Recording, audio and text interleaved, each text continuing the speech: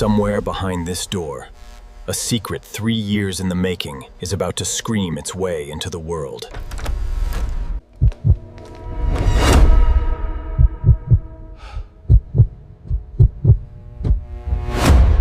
Months earlier, this same elderly African-American man had thrown away everything he owned to find out if anyone could ever love him with nothing. What he found broke him.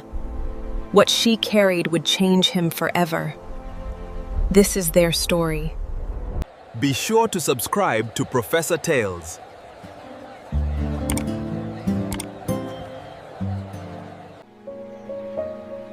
Ikenna had everything a man could pray for. Everywhere he walked, people rose. Everywhere he went, they smiled. Good afternoon, sir. Welcome, sir. God bless you, sir. But she had learned to hear the difference between a smile for a woman pallid and a smile for her money. That night, in a house built for a family, one man sat completely alone. The messages always came at night. Baby, please. I saw one beautiful wig today. It's only 800,000. 800,000 naira for hair. Is it not you again? Then another.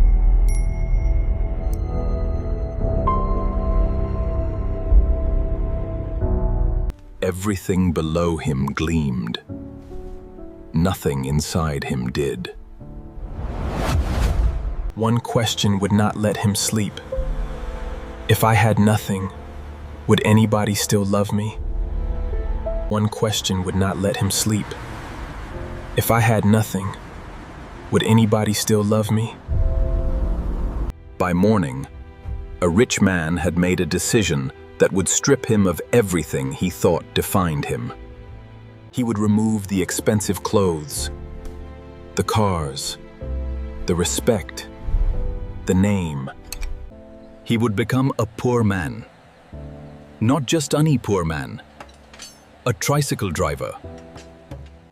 2 days later, the man who once wore gold walked into a mechanic's yard wearing slippers. This will be his new throne. This one no fine, but he got still move. That's the one I want. He paid for his own disappearance. You sure this Keke no go disturb you? As long as he has money for repair, I'm fine. That night, he packed away the last pieces of the man he used to be. The man staring back did not look like the man he used to be. He looked like a stranger trying to survive. The city was already awake, and today, so was he poor, as someone new. First day, first fare, first lesson in a world he had never truly seen. Driver, please be fast, I'm late! Okay, hold on. He thought it would be simple. Carry people, collect money, move again. By noon, the sun had already found him. Your ticket. You paid morning ticket. This one afternoon ticket. I just paid this morning. Bring money, you must be new. Money he had once given away without thinking. Now it hurt to release. The road did not care who he used to be. Move, driver! Don't block road! By evening, his back ached in places he never knew existed. The next day was worse, and the insults came faster than the passengers. Keep the bag well so another person can enter. Do your work and stop disturbing me. The next day was worse, and the insults came faster than the passengers. Keep the bag well so another person can enter. Do your work and stop disturbing me. He wanted to speak. He swallowed the words instead. He remembered when women called him perfect for the cars he owned. Now, in faded slippers, he was suddenly not enough. He's handsome, Sha. Handsome for what? God forbid I marry a Keke driver. He parked by the roadside and let the world move around him, as if he did not exist. For the first time in his life, he understood something clearly. So this is how people see poor men. Poor people, he realized, did not only suffer from lack of money, they suffered from being seen as worthless. He could have gone home that night. Hot water, clean sheets, a forgotten experiment. He chose not to. I must finish this. He did not know it yet, but the woman who would change his life was already close. First though, life had two harder lessons to teach him. Her name was Neka, and she looked at him the way no one had looked at him in weeks. You're too handsome to be driving Keke. Is driving Keke a crime? For once, someone was speaking to him with interest, not disgust. I like hardworking men. Poor men even know how to value a woman. Maybe she's different.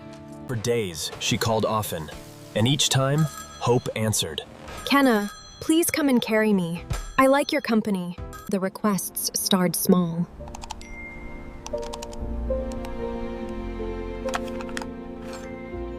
Then they grew. My hair is very old. I need to make new hair.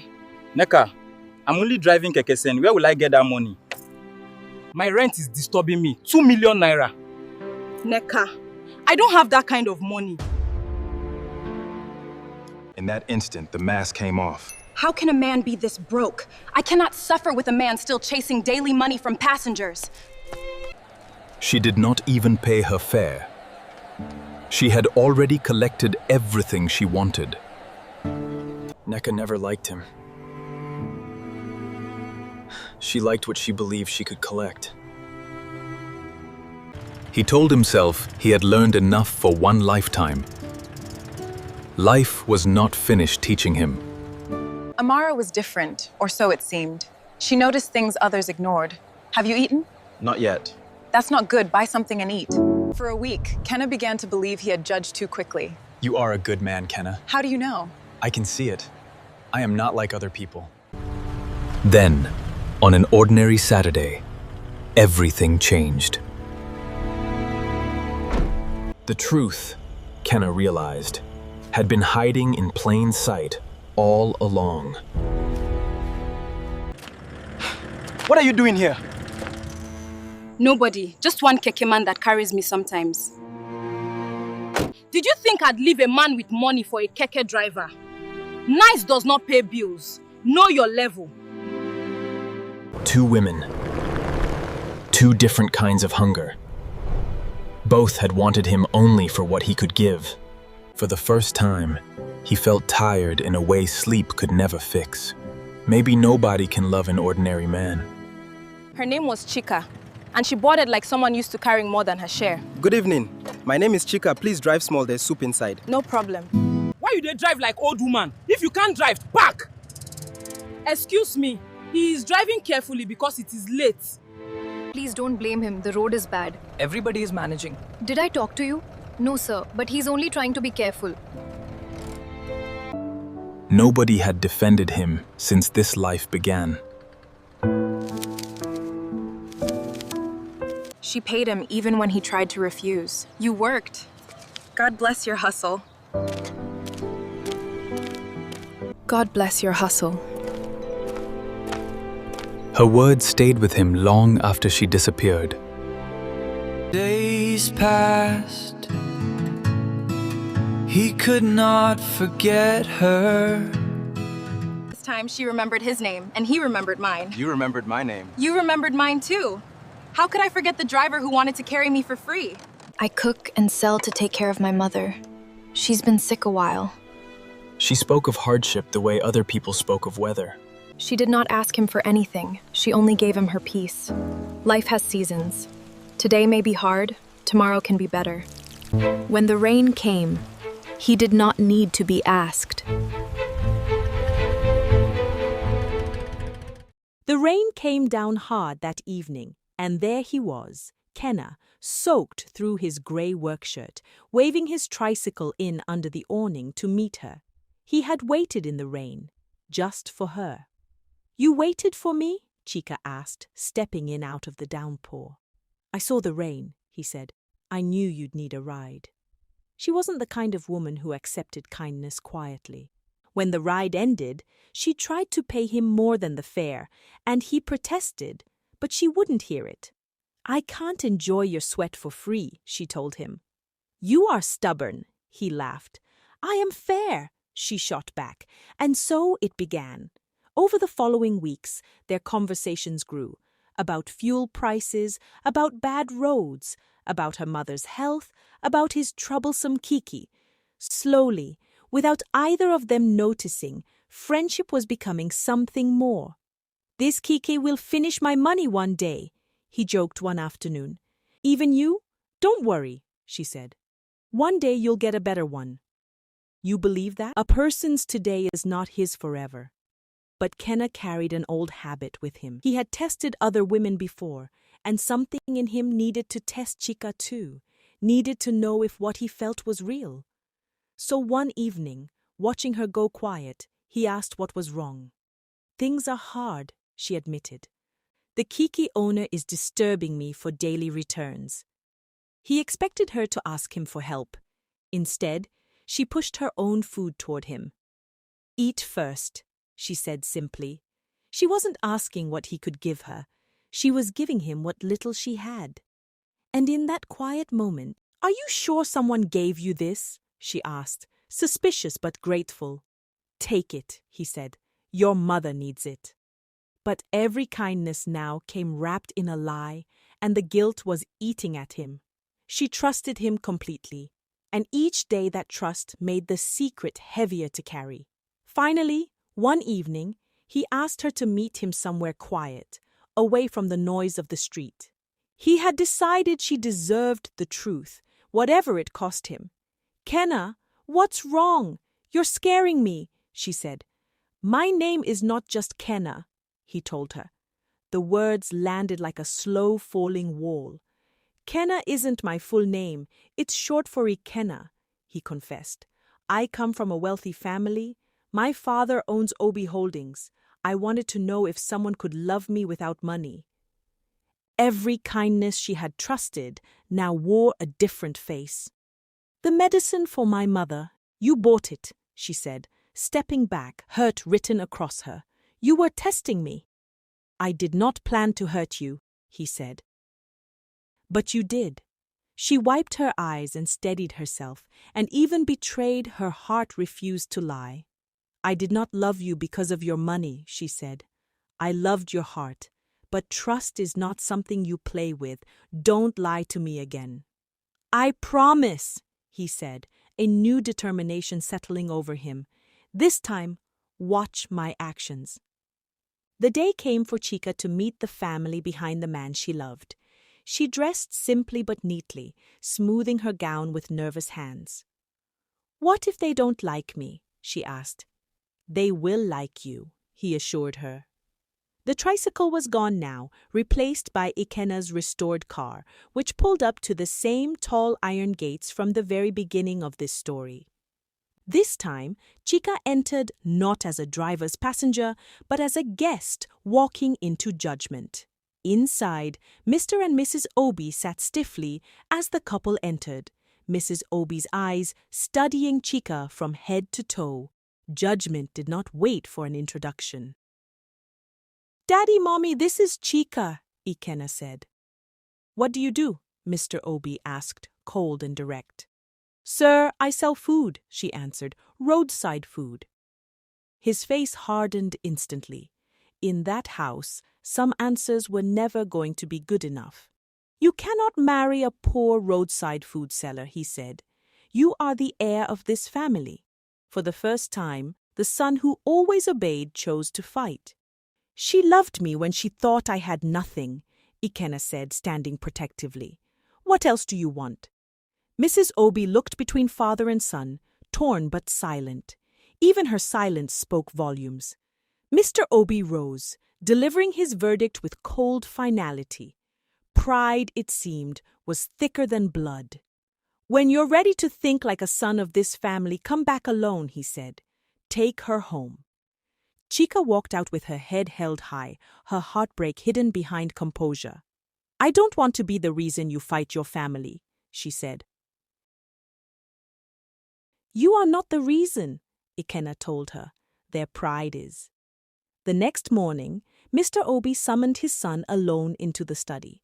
The final ultimatum came without raised voices, which somehow made it colder. "End that relationship," Mr. Obi said. No, Daddy. So his father laid it out plainly. The office closed, the cards stopped, the car repossessed, the house reclaimed. Everything Ikenna had ever been given could just as easily be taken away. If that is the price, Ikenna said unflinching, I will pay it. By evening, everything had changed. His car was towed, his office door was locked, his card was declined at a machine. He had already lived as a poor man once. This time he chose it, and walked out of the mansion with nothing but a small duffel bag for the second time. But this time it was real. Their new home was small, and the roof did not always agree with the rain. I've never slept in a room where rain enters before, Chica said one night, watching a drip fall into a metal bowl. I know, Ikenna said, but I'm here with you. Before dawn each morning, he rose quietly to head out because Keke drivers do not wait for the sun. He stood in long, sweaty fuel queues under the hot sun. Some days, the tricycle simply refused to cooperate, stalling in the middle of the road while he pushed it under the blazing heat to a mechanic who warned him it would cost money. At night, he counted what little remained of his earnings after fuel, tickets, and repairs. Almost everything he made went right back into surviving.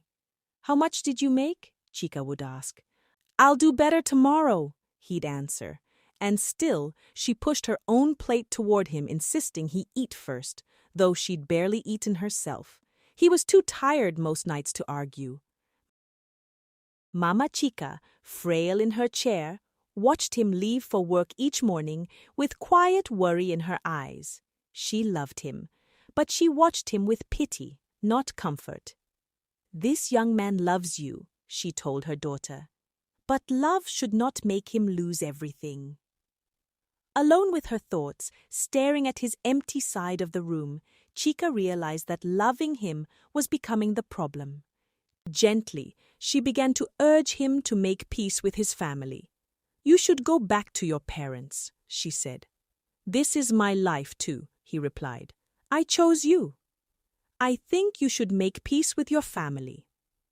Day after day she chipped away at his resolve, not out of weakness but out of love. Every time you go out like that, she told him, I feel like I destroyed your life. You did not destroy anything, he insisted. For her tears, he was finally willing to face the man who had disowned him. I will go and speak to him, Ikenna said. Standing before his father's desk again, this time asking, not defying, he found a man who believed hunger would teach faster than any lecture. I knew hunger would teach you faster than advice, Mr. Obi said. I want to return to the company. But the price of survival came with a name attached. You will marry Ada, his father said. I cannot marry Ada. I don't love her. Mr. Obi remained unmoved, arms crossed, waiting. Love to him was a currency his son could no longer afford to spend. Ada or your Keke, he said. Choose. Ikenna returned home carrying an answer neither he nor Chica wanted to hear. What did he say? She asked. He said I must marry Ada.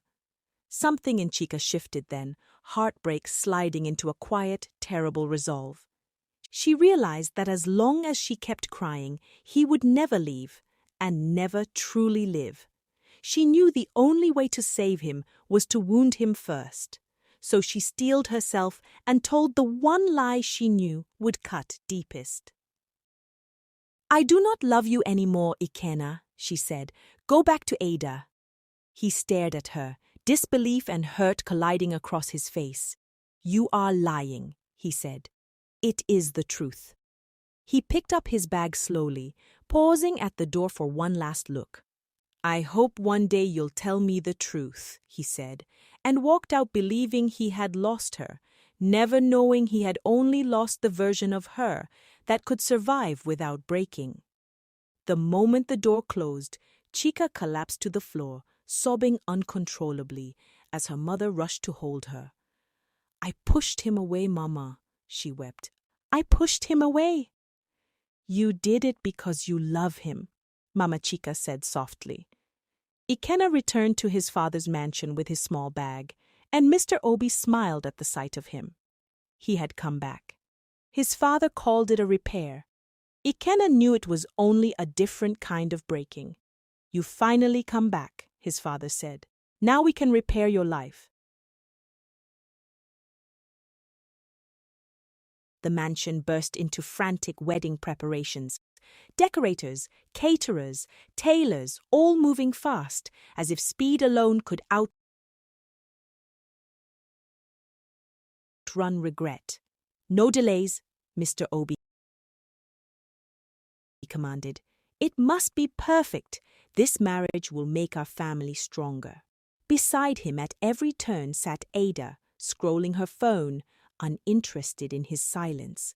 A bride excited for everything except him. I want something people will talk about for months, she said. It's fine, he answered flatly. The wedding, when it came, was the biggest money could buy. Flashing cameras, fine clothes, a live orchestra of celebration. But behind his rehearsed smile, Ikenna's eyes were completely empty. His body stood at the altar. His heart had never left a small leaking room across town. Weeks later, the truth of who Ada really was began to show. She barked orders at exhausted household staff, refused to do anything herself, and Mrs. Obi watched from the doorway with quiet, tightening disapproval, remembering, without meaning to, the girl they had turned away, the one who carried heavy pots without shame and dignity without a single complaint. Mr. Obi was preparing for an important business dinner, and Mrs. Obi saw her chance to test the new bride. You are the wife of this house, she told Ada. Today you will cook. This isn't fair, Ada protested. But for once no cook would save her. Alone in the kitchen she fumbled helplessly. Too much salt, burnt rice, undercooked meat. Without her staff, without her excuses, the truth came out, burnt and oversalted and undercooked. Still, when the guests arrived, Mr. Obi proudly announced that his daughter-in-law had prepared the meal herself. Pride walked into the room before the food ever reached the table. One taste, and the guests began making hasty excuses to leave. Maybe the salt was a little too much, one murmured. My driver is waiting, said another. After the last guest left, Mr. Obi confronted her, his disappointment plain. What happened here? He demanded. I tried my best, Ada said. This is unacceptable. Her fury turned on Ikenna next. You married me and kept loving another woman, she accused. I told my father I did not want this, he answered. Far from the mansion, Chica was fighting a battle of her own. One afternoon, carrying a heavy pot, she swayed and caught herself against a wall. You are not looking well, her mother said. I'm only tired, Mama, Chica insisted. But a visit to a small clinic brought news that changed everything. Madam, you are pregnant, the nurse told her.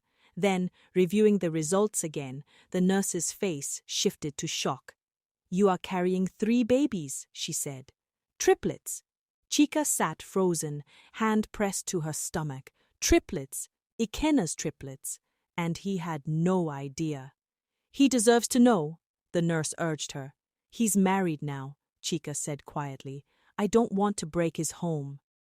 Even now, she chose his peace over her own. Months passed, harder than the ones before. Heavily pregnant, she still fought exhaustion to sell food beside her pot. You should rest at home, a customer told her. Rest does not pay bills, she answered. Some nights, alone with her hands on her stomach, she cried quietly while her mother slept nearby. I don't know how yet, she whispered to her belly, but I will try. And then came the evening at the roadside, the very image this story opened with. Chica standing alone at dusk, one hand supporting her heavy stomach, resting from her walk. This is the moment you were first shown. Now you understand what it truly carried. A car slowed beside her. Mr. Obi stepped out, recognition dawning on his face. Chica, he said. Good afternoon, sir, she answered. His eyes dropped to her stomach, and the silence between them grew heavy with unspoken truth. Is it Ikenna? He asked. She didn't need to say the name, her silence already had. 3, sir, she said. Triplets. The shock and shame hit him visibly. 3 grandchildren, growing inside the very woman his own pride had cast out into the street. Gently, Mr. Obi helped her into his car, his face heavy with regret. You will not stand on the road looking like this while I'm alive, he told her. Quietly, without pride watching, he and his wife settled her into a peaceful, private family home. Chica, I am sorry, Mrs. Obi told her. I judged you. Please forgive me. It is okay, Ma, Chica answered. Months later, in the middle of the night, her labor began, and Mrs. Obi rushed to her side. In the delivery room, Chica gripped her hand tightly through the pain, fighting for 3 lives at once. You can, my daughter, Mrs. Obi urged. You can. And then a cry, then a second, then a third, all healthy, all alive. Congratulations, the doctor said. A boy and 2 girls. A boy, then a girl, then another girl. 3 small miracles, born from a love that had refused to disappear.